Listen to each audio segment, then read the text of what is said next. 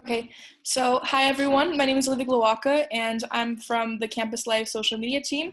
Today I'm joined with Professor Leticia and she'll be going over some questions. I'll be going over some questions with her as part of our AMA series that we have with Historic and Campus Life.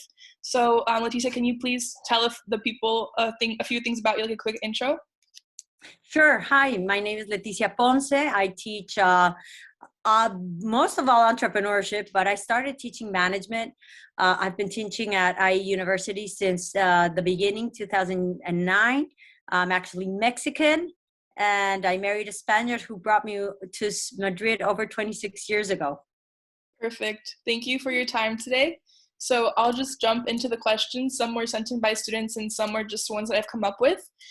So for the first question, I wanted to ask, what has been your favorite topic to teach at IE so far and why? Okay, that's not an easy question to answer, but thinking about it, I think that I would have to say it's been management because it was the first course that I taught. So I designed, along with Professor Alvaro Navarro, a very hands-on syllabus for the management course, where our students were actually asked to come up with a business plan as a final project. And that's when I discovered how creative our students were.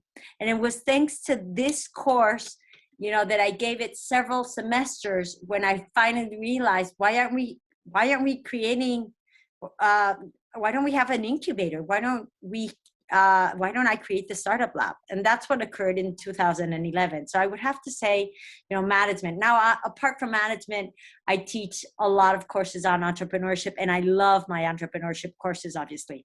But I have this nostalgia for my original management course that has evolved a lot. So management tools and principles has nothing to do with the original course that we taught, that Alvaro and I taught.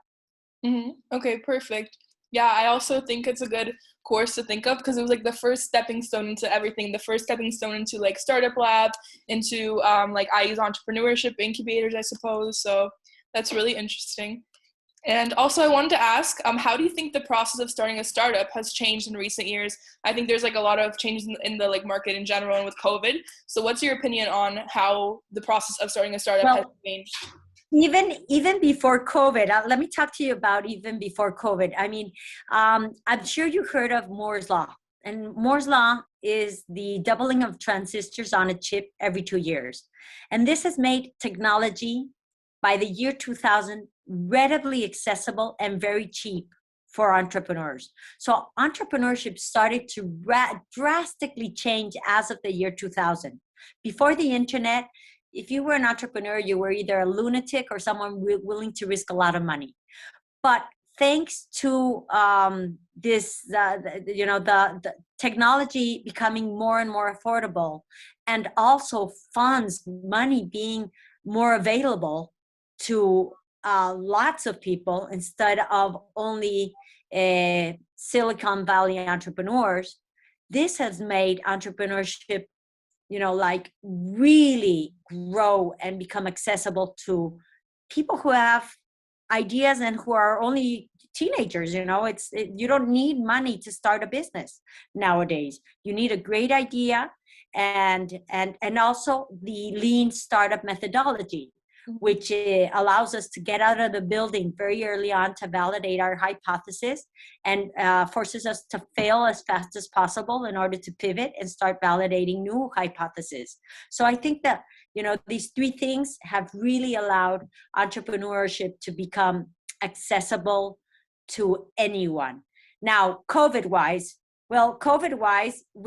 it's a great opportunity because so many things are changing.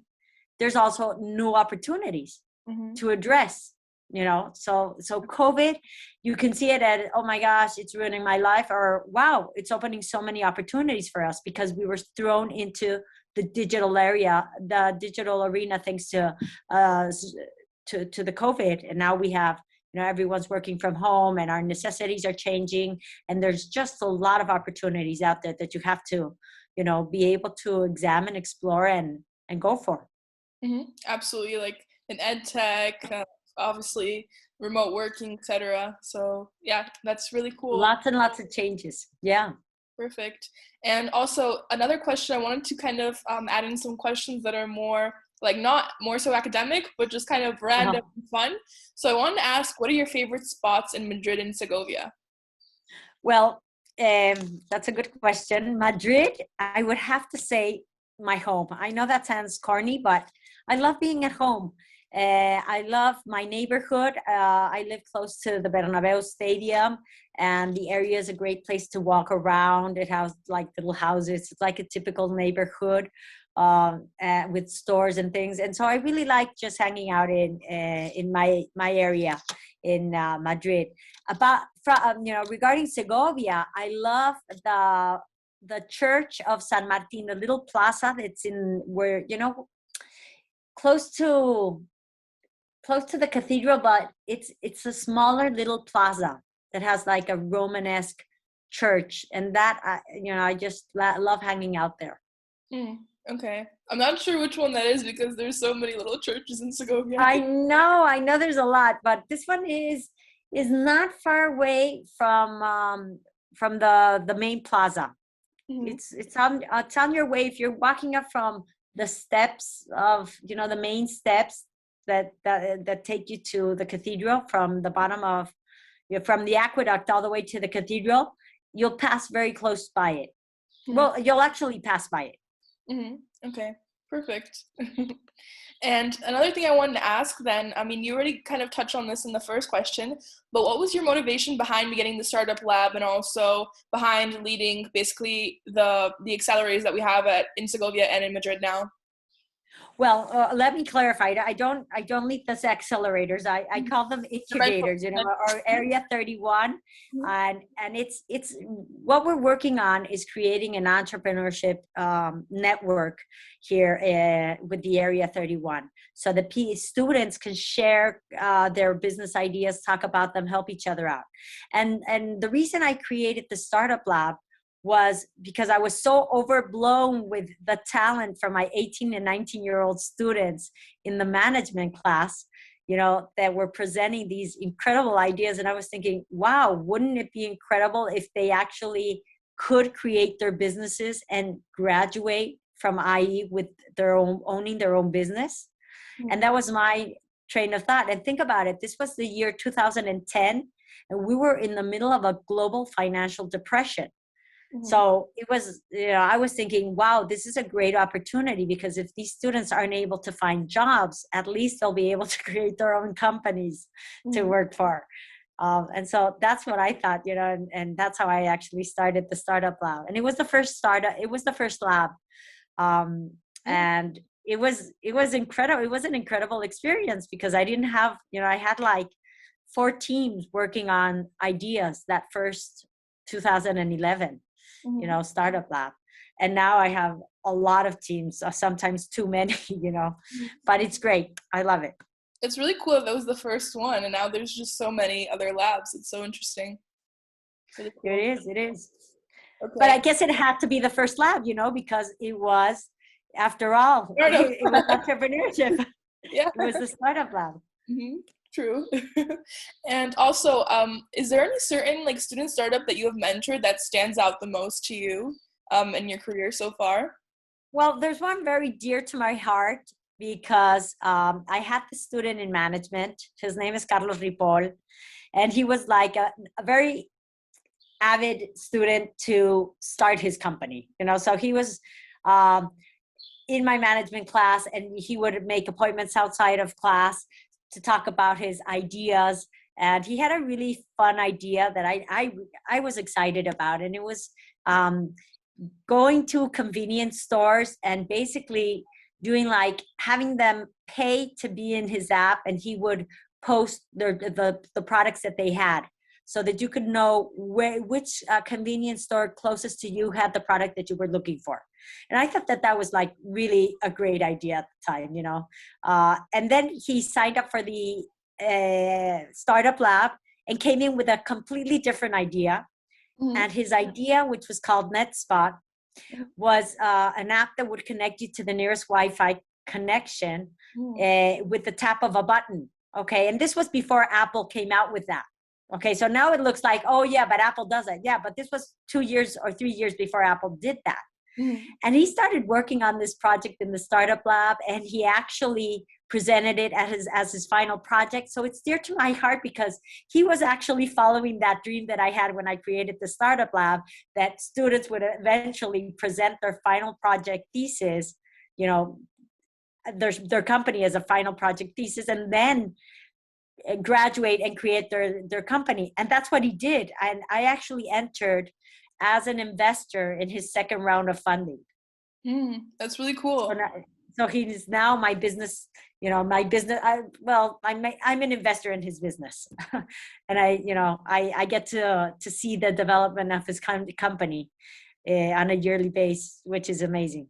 And so now, what does it look like more so? Has it pivoted a lot? Well, yeah, it has. It's pivoted a lot, and now it's going to pivot again. And I can't really say what into because I'm not allowed to. But he's shared it with me, and I'm very excited because it has nothing to do with that original idea that went into data afterwards, and now it's turning into something completely new thanks to COVID.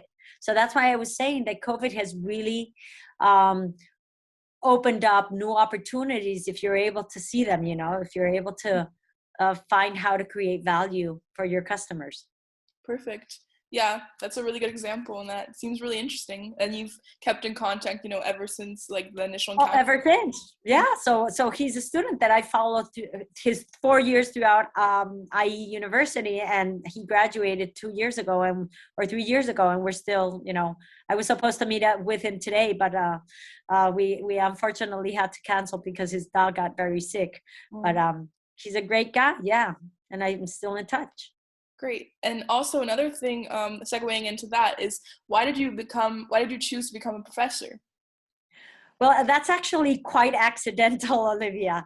That's quite a story. From 1997 to the year 2005, I had my own business, and I was the master franchise of a Spanish decorating chain with over 450 stores worldwide. And I became the master franchise and opened 7 stores throughout Mexico. But then I had started having babies, and life, traveling to Mexico 6 times a year was not so fun anymore. And by the time I was in my 3rd pregnancy, I decided that, I didn't need to deal with so much stress, and I wanted to spend more time with my young children. And so I basically changed the line of work that I was in. And, I wasn't that happy. And I was working for a non-for-profit organization, but I wasn't really excited. It wasn't challenging enough. And so my husband suggested, well, why don't you give classes at IE, because it's close to home.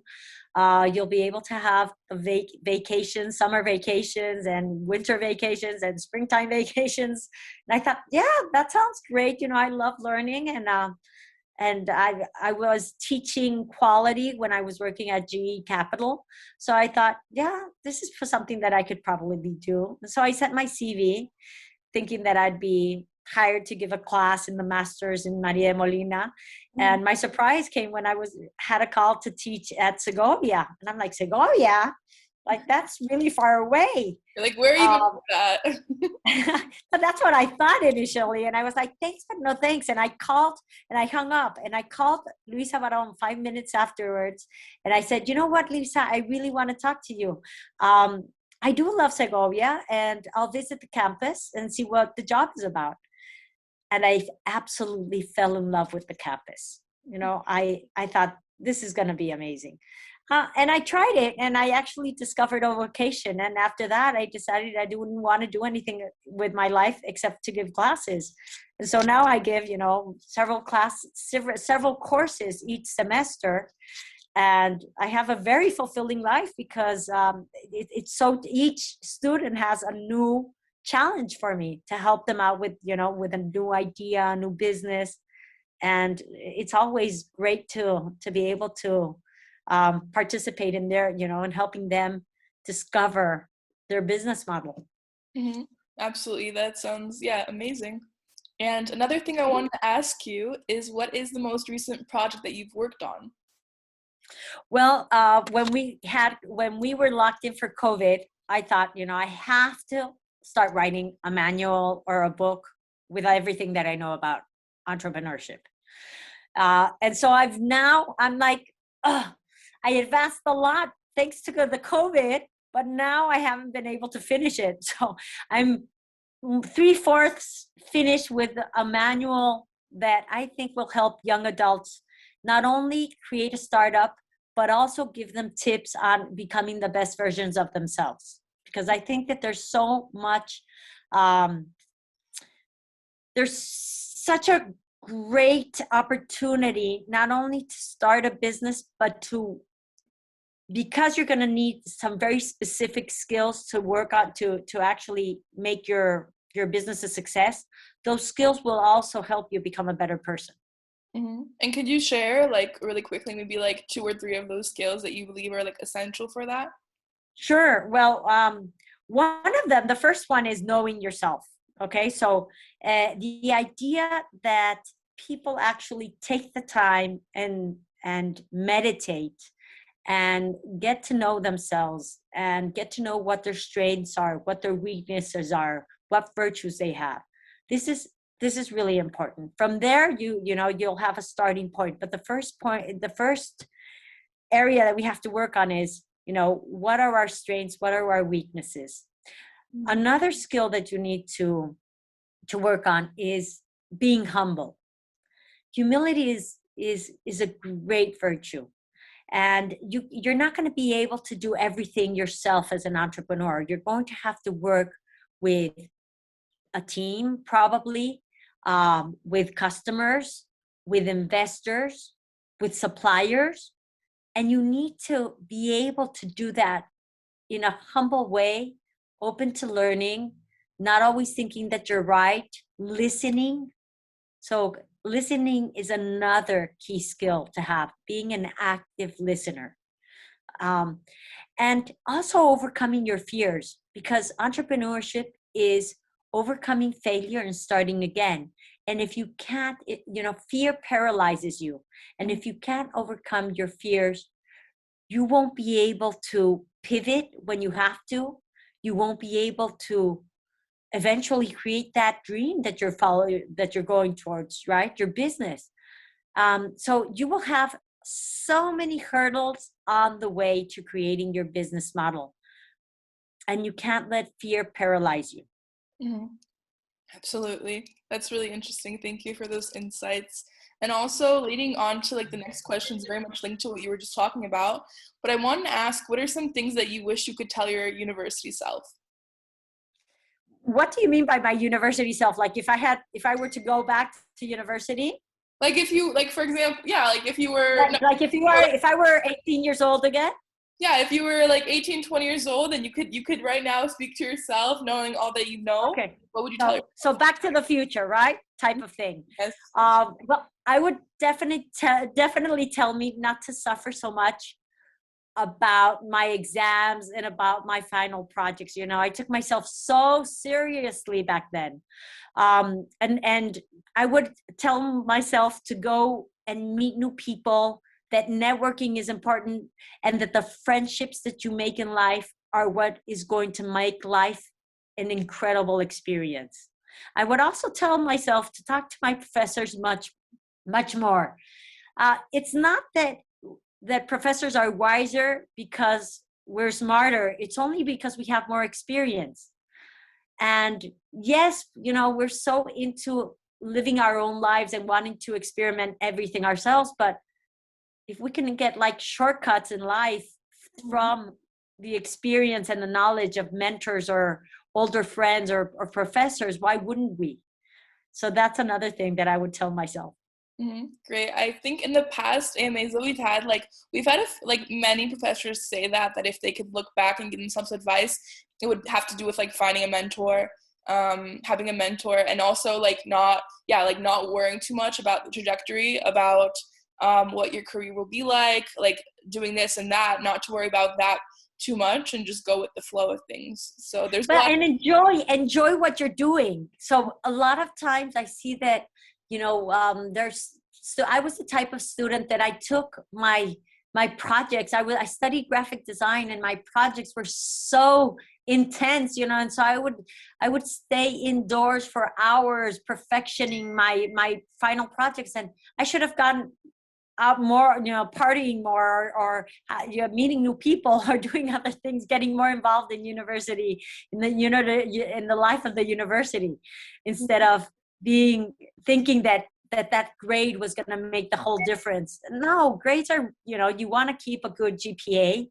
yes, but the richness comes from the experience of the people that you meet at university, the conversations that you have with your peers, with your friends, with your mentors, your professors. That's what really is, and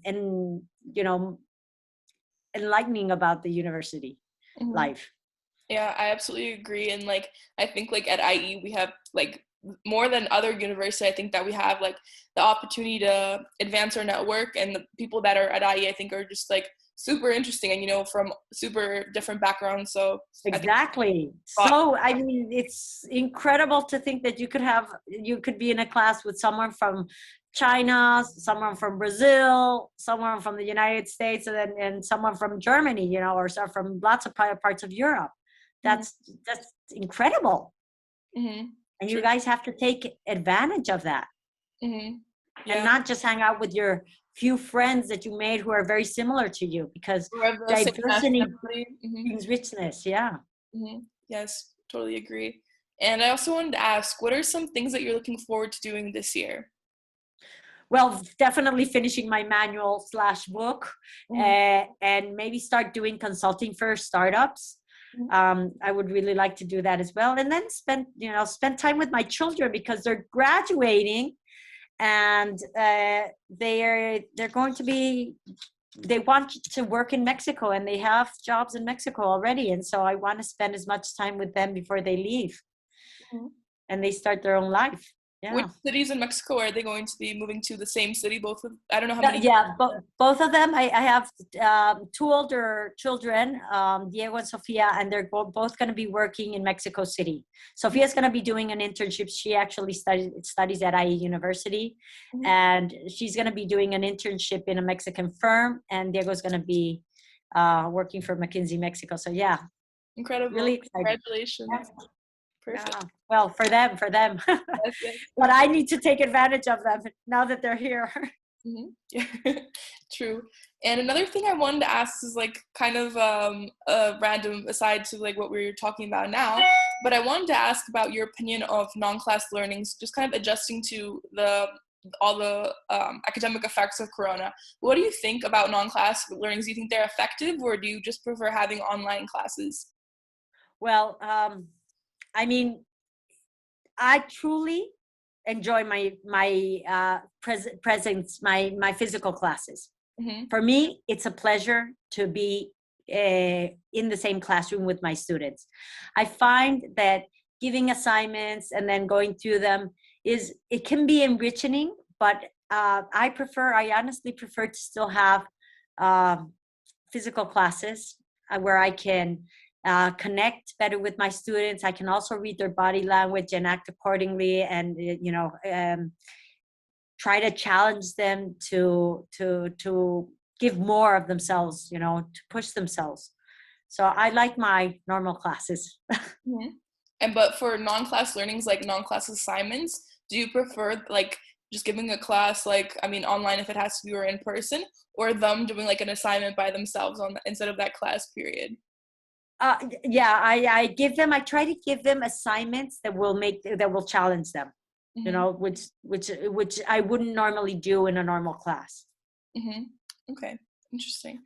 And the last question that I want to ask today is, what's the last book that you've read? Well, I actually have read two books, and more or less on the same topic. One is Factfulness by Hans Rosling, and the other one is Enlightenment Now from Steven Pinker.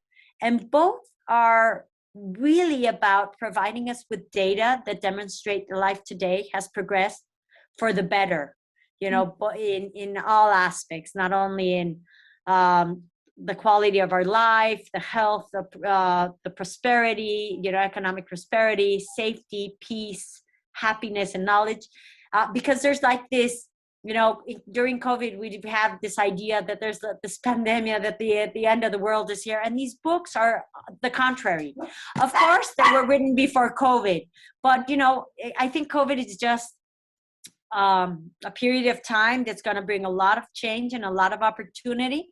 And after we pass, we all get vaccinated and we all continue moving forward with our lives, we're going to see that we've had regression because of COVID, but that life is wonderful, and that it's never been as incredible as it is today, thanks to this togetherness that we have, this technology, the humanity working together to fight common problems that we have. So I'm really into that. Mm-hmm. That's really interesting also. Yeah, I just always want to have a positive spirit whenever it comes to any difficult situation like COVID. So I suppose that book really gives that as well. But that's really it does. Mm-hmm. So I'm looking forward, to having that done. I also wanted to end this conversation by telling you guys that, the pandemic, climate change, technological changes, disruption, that's all occurring, but that is all, okay, as long as we have a positive mindset and we're able to see the opportunities that those things bring about, and the more we are open to embracing change and recognizing new opportunities, the better we'll be at creating value to others by solving the problems that arise from those changes. Mm-hmm. So thank you, Olivia. Thank you so much, Leticia. I hope that you can keep me informed about your book, about your manual, whenever you have any new updates about it. I really enjoyed having you today on the AMA, and thank you for your time. Thank you so much, and thank you, and thanks to all the students that are listening or will be listening to this. Thank you so much, Olivia. Take care. Bye. Thank you.